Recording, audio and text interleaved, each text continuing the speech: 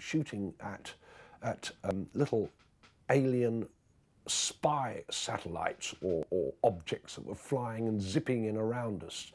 And of course, these objects that were flying around us that we were trying to knock down or shoot at were imaginary. They weren't there. So basically we were shooting at nothing. So that was quite fun though, in the back of a van, steaming down a road, us lot hanging out of the back, hanging onto the doors and banging off shotguns. Very, very good fun, great fun.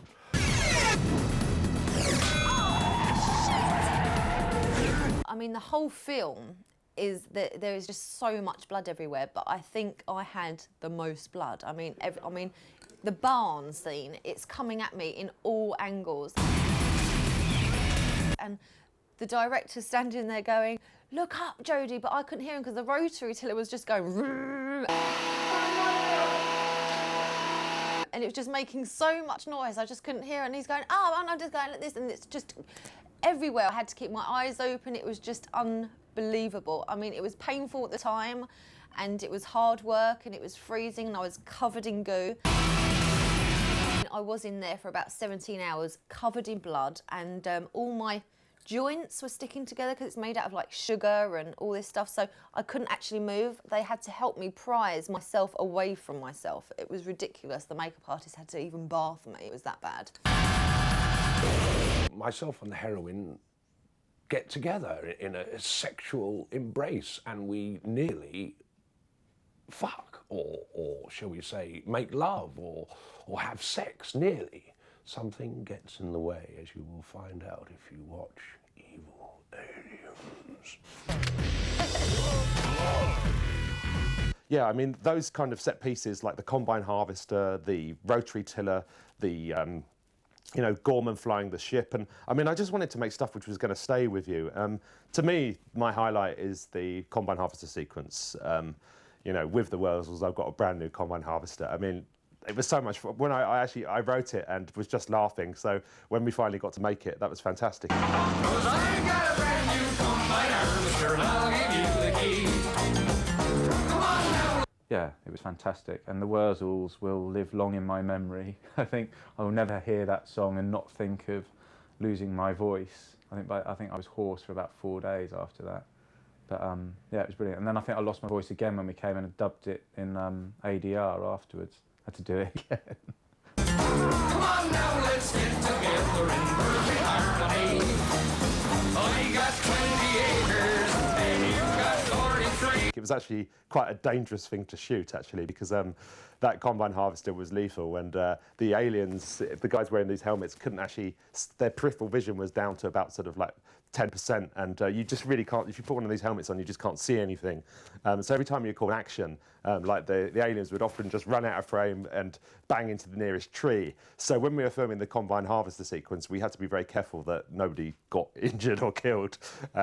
So we didn't want real gore, but yeah, so the guys wearing these helmets did a great job. It was a tricky scene to film, but the results are just spectacular. Really pleased with that. Come on now, let's get together. I think I certainly felt fitter come the end of it as well.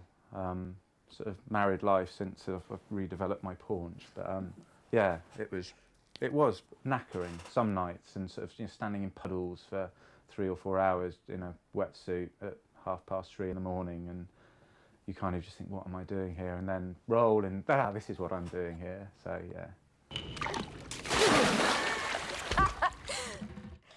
Michelle has, of course, her Weird World crew. I do a show called Weird World. We even have a Weird World van, which I crashed, actually, on set, which is awful. I might go into that later.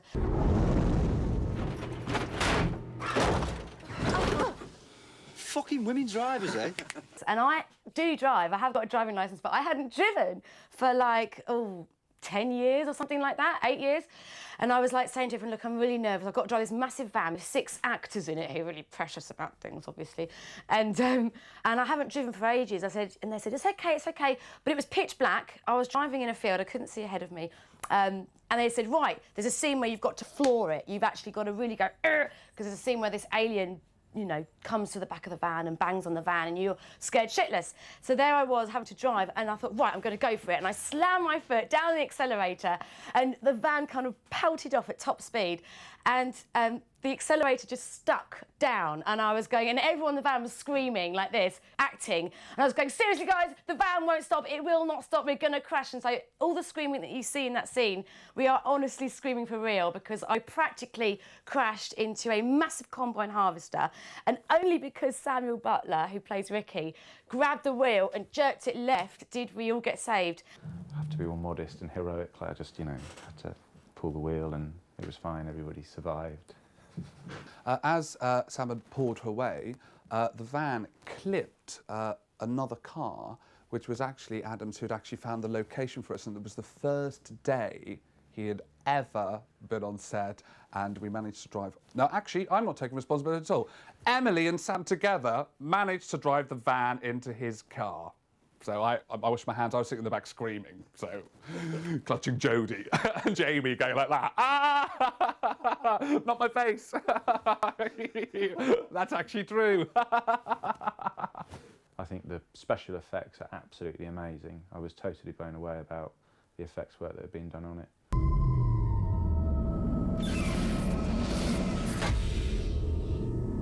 All of the effects in the film were obviously a labour of love. From the prosthetic work, which was done by Life Creations, who did an amazing job on set, to the digital work that we did on the film. Now, the digital work actually took a year. We're gonna need a bigger boat. What?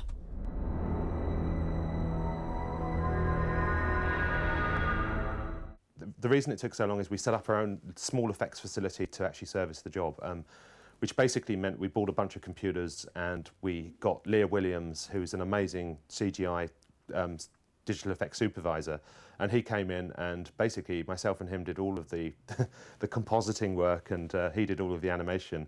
So it was a real labour of love.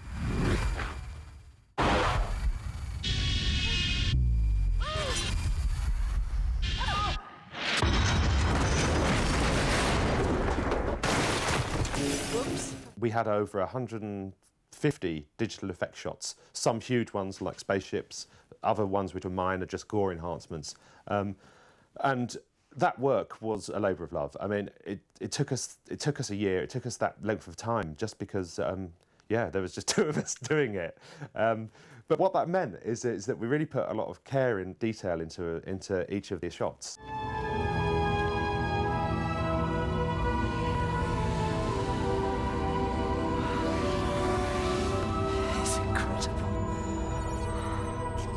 It was a daunting task, but the reason that we did it like that is it actually meant that we could do a film like this, and the technology was available for us to do this kind of movie. We shot the whole film on high definition, the new format which George Lucas really did all the R&D on and started using on his new Star Wars film, and it's been taken up by filmmakers like Robert Rodriguez. And I've always been interested in digital technology, and it really opened up and levelled the playing field for making it possible to do a film like Evil Aliens on the kind of budget that we actually had. Yeah, I love the technology, and I would urge that all new filmmakers should explore digital technology because it's just fantastic, and it really makes it possible to do stuff that you just couldn't do in the past. The film has been very successful around the world, and we've been invited to loads of different film festivals. We went to San Francisco, Hole in the Head Festival, where we won the Audience Award, which was just fantastic because I'd never shown the film to an audience before at that point, and even the cast and crew hadn't seen it. And we screened it in San Francisco, and it just went down a storm. And it was a fantastic moment. And then we got invited to the Toronto International Film Festival, which is one of the biggest film festivals in the world, and we played the Midnight Madness screening there. We screened it to like over 1,000 people, and it was just an awesome experience. So it seems that audiences really dig the film, and I hope that bodes well for the release. I was lucky enough to go to Toronto with the film, where it made the official selection. And so our film was on at midnight as part of the Midnight Madness selection, and I was with Jake and a couple of other friends, and we drove up and approached the cinema, and there was this enormous queue of people going down the street, round the block, round that block, and 1,000 people came to see it in Toronto, and I was blown away, and it was great. And the audience was wonderful and they loved it. They were really into the whole Evil Aliens vibe. Another great moment, we screened it at Fright Fest in the UK, and also we just won a British Independent Film Award for the film in the Raindance Award category. It's great that you've got a film that can go to a film festival and win Best Horror, and then go to another film festival and win Best Comedy. I'm really, really chuffed to pieces that it won, especially the fact that it won the Whole Near Head Audience Award, because it's really important that, that the public really have kind of like got their claws into this and are going with the film, and they absolutely loved it. And it's a really important award to get an audience award. But also winning the Raindance Award at the British Independent Film Awards was really great, because I think it's really important with the industry at the moment to show what you can do with a low budget film, and you can actually kind of rival the big boys. Why should you go and see Evil Aliens? Well, I think you should go and see Evil Aliens because you're not going to see another film like this.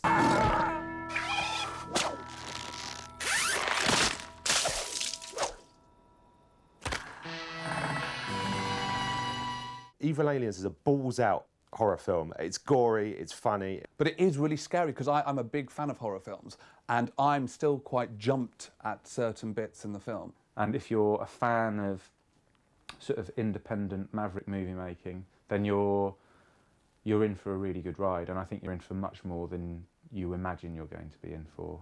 What has it got? It's got absolutely everything from Welsh farmers wanking, a cow mutilating. You know, you've got weird farmers, you've got sexy girls. It's one of those films that sort of starts off nice and gently, and then suddenly it's like it just is all out, and it just goes and goes, and anything that can explode, and anything that, you know, has pus in it is imploded or exploded. It's got heads being ripped off whilst the spinal cord is still dangling from the head. It's got some wonderful characters in, and I really like the characters because it's not like some of the Hollywood horrors where you think, is that the sister or the mother or the girlfriend that died? I'm not sure, everyone looks the same. Is that the brother or the dad? Farm girl impregnating. You've got sexy alien girls, you know, there's just, it's really good fun.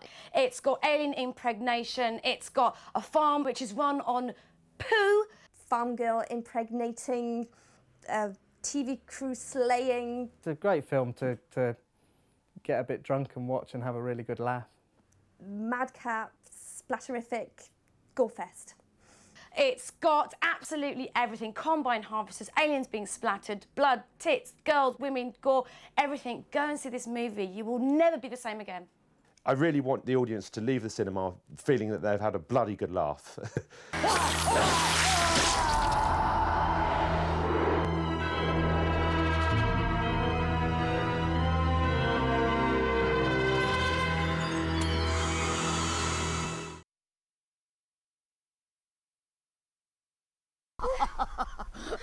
Oh, the earth really did move then. You thought that too? Hey, you better get used to it with me around, baby. There must have been something. My brothers say this place is cursed. No sisters? Oi!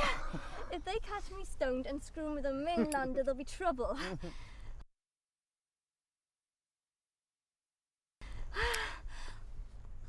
Did you hear something? Oh, shit, it could be them. Chill, relax, baby. It's just a bubble bud. It's messing with your mind. It's making you paranoid. You see, Viet Cong Andy stuff, right? Well, it's just caviar made smoke. Oh, look, I'd better go. I really don't want to meet my brothers.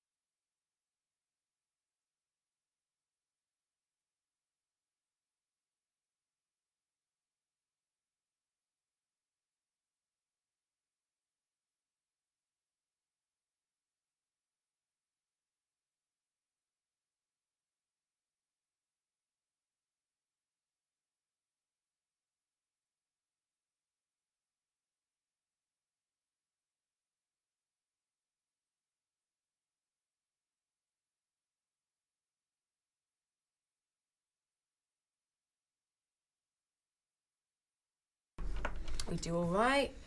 Do all right? What are you, high on life?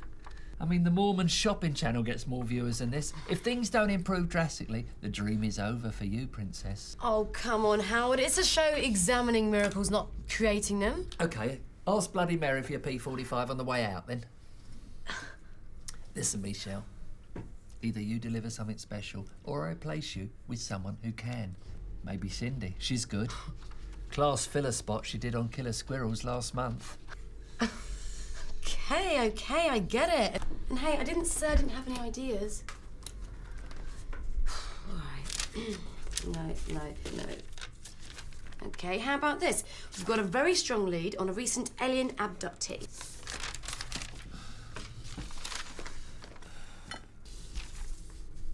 What do you want me to do? Cry? Is that what you want? That'd be nice. Cry me a river, Howard.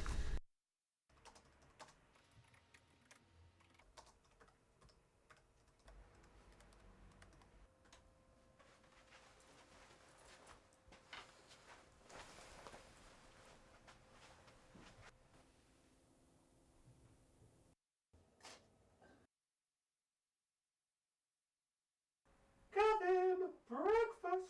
Oh, coming, Mum.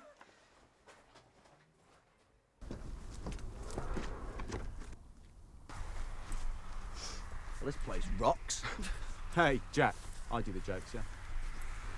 So why can this fucking PlayStation be picked up in London like everybody else? I don't know, he's doing some important research. I don't know, the guy's a complete nut. Exactly what level of nuttage are we talking here? Well, in his last epic email, he was ranting on about something called the Gaian hypermind. I don't know, some pothead theory about how magic is the planet's own personal email. Very weird. Sounds like a complete cunt. Your verdict, Mr. C, shall we say for a tenner? I'll go for the train spotter model. Yeah. Nah, I reckon he's old, incontinent, 3-foot beer tree hugging hippie type. You're on.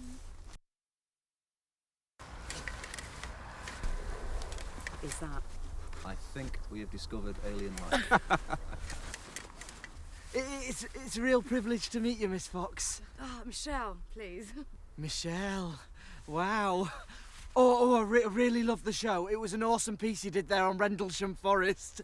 I'm glad you steered clear of that ridiculous lighthouse theory. Dot was pleased. Good, that's great. But Now, you won't believe some of the lay activity around here, Michelle. The island's owned by the Williams family. They've owned it for centuries. Population of 4. Really? No shops, no neighbours, no pubs. Oh, and one of the most amazing stone circles in the whole of Great Britain. Oh, it's going to be absolutely fascinating, don't you think? Absolutely shit, I think. No pubs. Oh man, Wales. Why did it have to be Wales? Because you are the weakest link. Goodbye.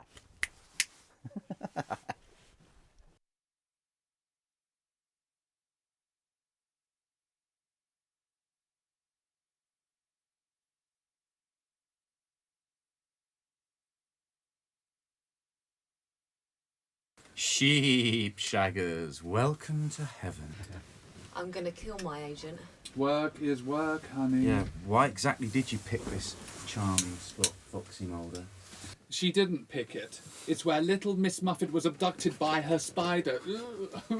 Spiders? No one mentions spiders. I hate spiders. I've done some research on this locale. You're going to love this. It's not only her. This whole area is an abduction hotspot.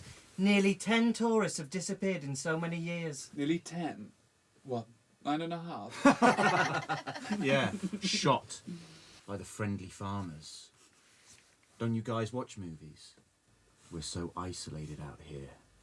No one will hear us scream. Who will survive? And what will be left of it?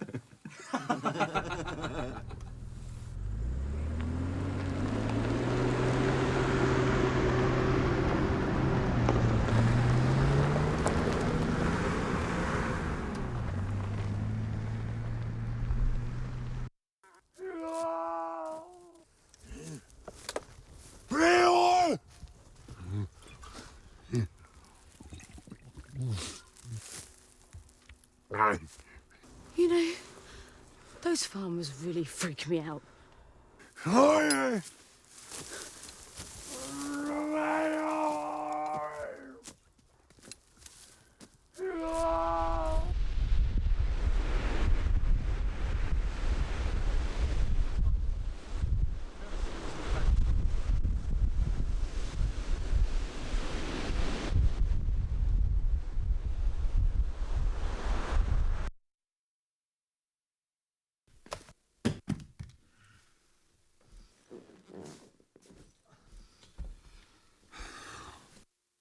By the bard, cease that infernal din.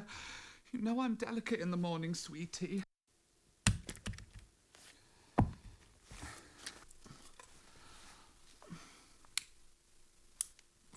Now, come on, darling. What on earth is going on?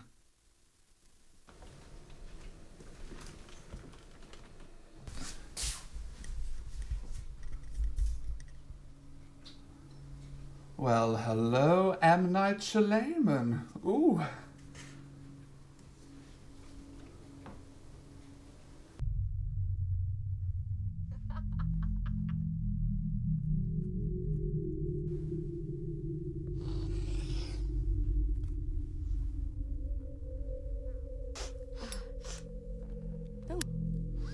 Bonza.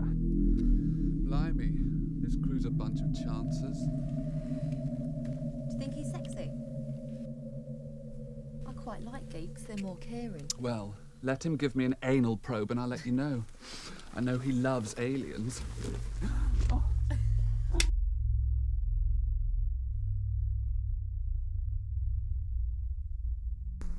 That's odd. It's the complete opposite of Avebury. What's up?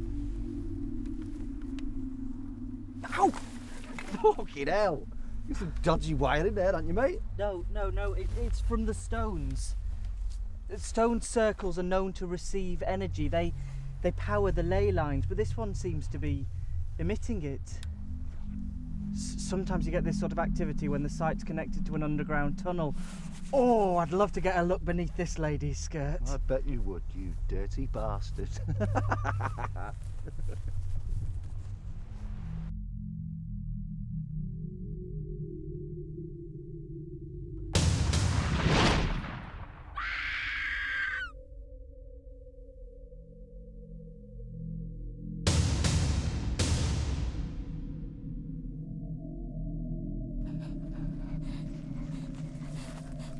What is the matter, darling? You're right, little one. Come on, tell Uncle Brucey. What is it? What is it? Oh, no. Oh.